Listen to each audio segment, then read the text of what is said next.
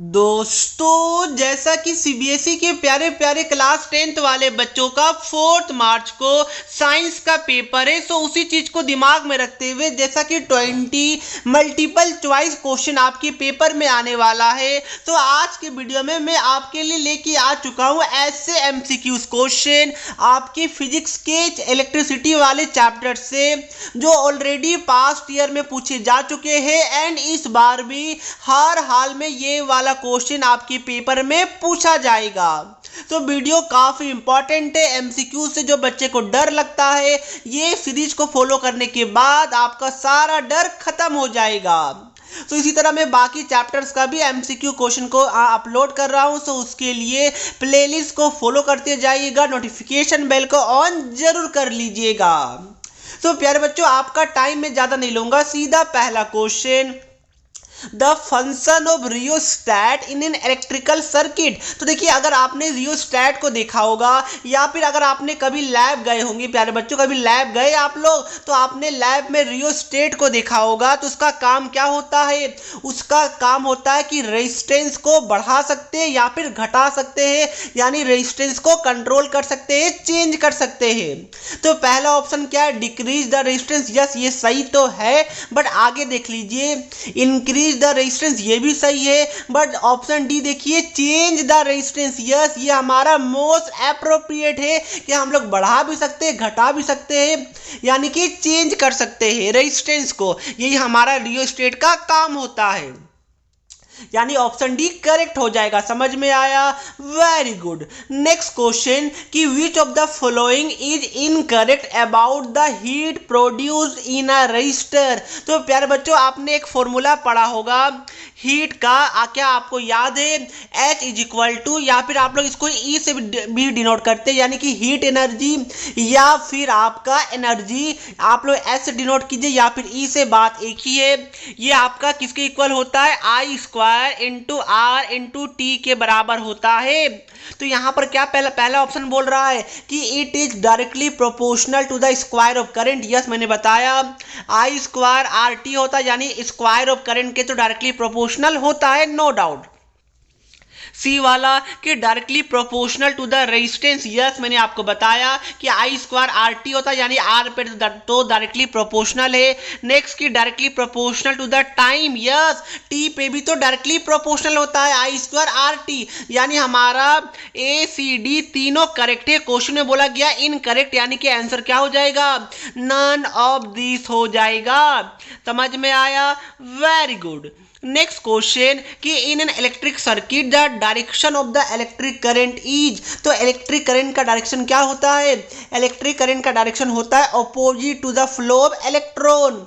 Electron का direction क्या होता है? Negative to positive. तो हमारा इलेक्ट्रिक करंट का जो डायरेक्शन जो माना गया है, कन्वेंशनल डायरेक्शन जो माना गया है वो है पॉजिटिव टू नेगेटिव। तो ये बात को दिमाग में रखिएगा। कौन सा ऑप्शन है? Option A, positive terminal to negative terminal हमारा क्या हो जाएगा? करेक्ट हो जाएगा। समझ में आया? Very good. Next question simple सा न्यूमेरिकल है, आगे अच्छा भी क्वेश्चन है।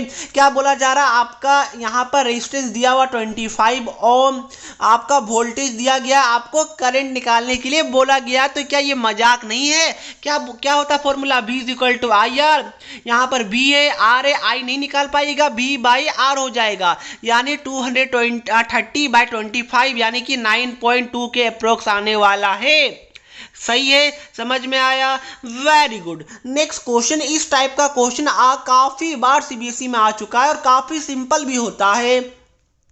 बोला जा रहा है कि आपके पास दो बल्ब है जिसका रेजिस्टेंस 1:2 है, यानी क्या हो गया? ये पहला बल्ब मान लीजिए, ये आपका मान लीजिए दूसरा बल्ब है। तो अगर मैं इसका रेजिस्टेंस R मान लूं तो दूसरा वाला का रेजिस्टेंस क्या हो जाएगा? 2R। क्यों?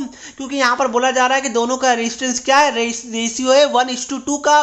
तो ये दोनों को डिवाइड कीजिएगा तो आपका क्या आ रहा है? 1/2 ही तो आ रहा है, यानी एक का रेजिस्टेंस R है, दूसरा का 2R है, ऐसा हमने मान लिया क्वेश्चन के हिसाब से। बोला जा रहा है कि ये दोनों को सीरीज में ज्वाइन किया गया। तो प्यारे बच्चों, आपको पता होगा क्या कि जब आप लोग सीरीज में ज्वाइन कीजिएगा तो यहाँ पर क्या हो जाता है? दोनों ऐड हो जाता है। बट क्वेश्चन क्या है देखिए, the energy consume in them is in ratio, यानी कि क्या बोला जा रहा है कि एनर्जी कंज्यूम दोनों बल्ब में क्या होगा उसका रेशियो आपको बताना है। दिमाग कैसे लगाइएगा, एनर्जी का फॉर्मूला क्या होता है बताइए, E इज इक्वल टू, मैंने बताया था E या फिर H बात एक ही है, I स्क्वायर RT होता है, मैंने आपको बताया था। Yes, very good. अब आपको एक कॉन्सेप्ट पता होना चाहिए कि सीरीज के अंदर जो करंट होता है वो आपका इक्वल होता है, पैरेलल में वोल्टेज इक्वल होता है, सीरीज में करंट इक्वल होता है। ओके, तो क्या बोला जा रहा है एनर्जी का ना, तो यहाँ पर पहला बल्ब को अगर मैंने 1 मान लूँ, दूसरा बल्ब को 2 मान लूँ, तो E1/E2 पूछा जा रहा है, तो क्या हो जाएगा I स्क्वायर R1T बाय आपका I स्क्वायर R2T। ऐसा मैंने क्यों लिखा, क्योंकि करंट सीरीज में सेम होता है, इसलिए मैंने इसको I मान लिया, टाइम तो सेम ही रहेगा, तो ये दोनों हमारा कैंसिल हो जाएगा, तो क्या बचेगा R1/R2 बचेगा, और R1/R2 हमारा कितना है 1/2 है, यानी कि इसका आंसर क्या हो जाएगा E1/E2 का 1/2 हो जाएगा। तो क्या हार्ड है, अरे बिल्कुल नहीं, बिल्कुल सिंपल क्वेश्चन है, आई होप आपको समझ में आया होगा।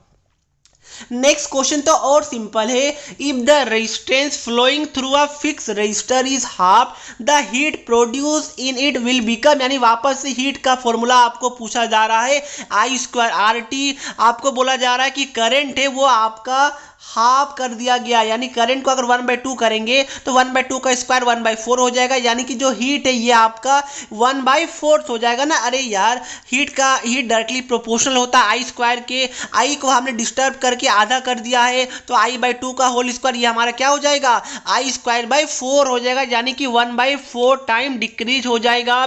तो कौन सा ऑप्शन है, ऑप्शन ए ही दिख रहा है मुझे, तो आपको भी यही दिख रहा होगा।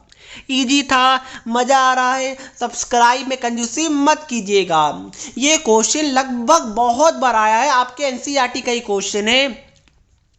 बोला जा रहा है कि एक वायर, ध्यान से देखिएगा प्यारे बच्चों, ये अच्छा क्वेश्चन है और इजी भी क्वेश्चन है, बहुत सिंपल है कि यार resistance of wire R1 is cut into 5 equal pieces, यानी कि एक वायर है जिसका रेजिस्टेंस R है, इसको अगर हम लोग 5 इक्वल पार्ट में डिवाइड करेंगे तो क्या हो जाएगा R1/5 सब हमारा R1/5 हो जाएगा, क्योंकि हमने 5 इक्वल पार्ट में R1 को डिवाइड किया है, तो रेजिस्टेंस भी हमारा डिस्ट्रीब्यूट हो जाएगा R1/5 से। ओके, क्लियर है, वेरी गुड, यहां तक आपका क्लियर है। अब क्या बोला जा रहा है, this 5 pieces of wire are then connected in parallel, यानी जो हमारा R1/5 आया है एक रेजिस्टेंस का, उसको पैरेलल में कनेक्ट किया गया, यानी पैरेलल का फॉर्मूला क्या होता है बताइए, 1/R is equal to 1/R1 plus 1/R2 ऐसा होता है। तो पांचों को पैरेलल में कनेक्ट किया गया है, और हमारा एक का क्या है रेजिस्टेंस, हमारा रेजिस्टेंस है एक का R/5, तो हमारा कैसे हो जाएगा 1 जो हमारा नेट रेजिस्टेंस है वो हमारा क्या बोला जा रहा है, if the resultant is R2, यानी जो नेट रेजिस्टेंस आएगा वो हमारा R2 आएगा, तो ये हमारा किसके इक्वल हो जाएगा, ये हमारा हो जाएगा 5/R plus 5/R plus 5/R, ये हमारा इक्वल होगा कि नहीं बताइए। क्यों सर जी, मैं बताता हूँ क्यों, क्योंकि मैंने आपको अभी जस्ट बताया, क्या बताया कि आपका पैरेलल में फॉर्मूला क्या होता है 1/R is equal to 1/R1 plus 1/R2 वगैरह होता है ना, और यहाँ पर R क्या है R2 दिया हुआ, और यहाँ पर R1 क्या है, हमारा R1 है R1/5 है, तो हमारा 5 ऊपर चला जाएगा। अब यहाँ पर एलसीएम लीजिएगा तो आपका क्या आ जाएगा, ये सारा को ऐड कीजिएगा तो 25/R1 आ जाएगा, यानी 1/R2 हमारा क्या आ गया 25/R1 आ गया। क्या पूछा जा रहा है R1/R2, यानी R1 को अगर आप लोग लेफ्ट साइड लेके आइएगा तो हमारा क्या आ जाएगा R1/R2 हमारा 25 आ गया। कोई ऑप्शन चमका क्या, ऑप्शन नंबर मेरे हिसाब से डी है क्या, यस डी हमारा करेक्ट हो जाएगा। हार्ड है, अरे बिल्कुल नहीं, बस आपको दिमाग लगाना है, बाकी आंसर तो अपने आप आते जा रहा है। नेक्स्ट की electric current is measured by, ध्यान रखिएगा एम मीटर से हम लोग करंट को मेजर करते हैं, वोल्ट मीटर से हम लोग वोल्टेज को मेजर करते हैं, पोटेंशियोमीटर से भी हम लोग वोल्टेज को मेजर करते हैं। ये आपके सिलेबस में ऐसा कुछ है भी नहीं, तो यानी हमारा क्या हो जाएगा एम मीटर करेक्ट हो जाएगा। नेक्स्ट प्यारे बच्चों, बच्चे इसमें कंफ्यूज हो जाते हैं कभी कभी। इसको मैं HW देता हूँ, इसको मैं बता देता हूँ, या फिर नहीं चलिए मैं इसी को बता देता हूँ, क्योंकि बच्चे कंफ्यूज हो जाते हैं कभी कभी। क्या होता है प्यारे बच्चों, या फिर ये मैं आपको होमवर्क ही दूंगा, पहले मैं ये बता देता हूँ कि द यूनिट ऑफ रेजिस्टिविटी।